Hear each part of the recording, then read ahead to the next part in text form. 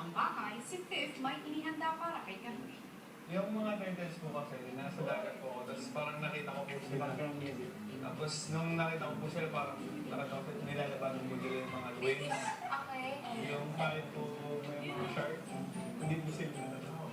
Kasi po, naniniwala po ko na may mga turtles daw po sila. Kahit po may mga shark, kahit tinutok sila, mabagal, hindi po sila natatakot. Kasi yung mga turtles lang po sila. So ito po yung song na turtle song po. Super love mo mga turtles. Wait lang, Ako elephant. Elephant po. Gusto mo magalaga yung Hindi elephant? elephant. Gusto mo na ako. Hindi na ako kinain. Kapag kinain mo, yung turtle kakainin, yung turtle yung kakainin. Pwede kinaka mo. Master Yung ng mga mga turtles. turtles. Oo nga po, bago po ako pumasok dito, may mga turtles po yung mga hawakan dito. Tapos, pagpasok ko dito, naramdaman ko na, I need to stand up for turtle spot. I need to unleash my turtle spot. Parang gano'n. Isa-ipoy mo na dun sa kanta. Sige po. Love for you is strong, like the shell of the turtle.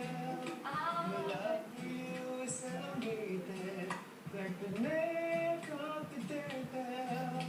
My love for you is cute, like the tail of the turtle. And we will fight all the odds, like the arms of the turtle, fighting the tide, fighting the tide.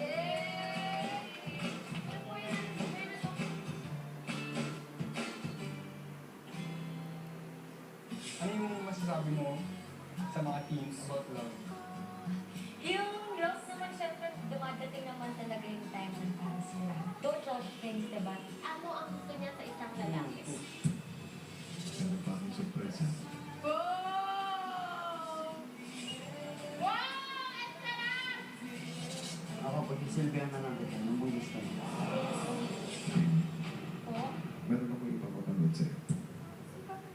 Sabi nila ng parang ang dami nagawa doon.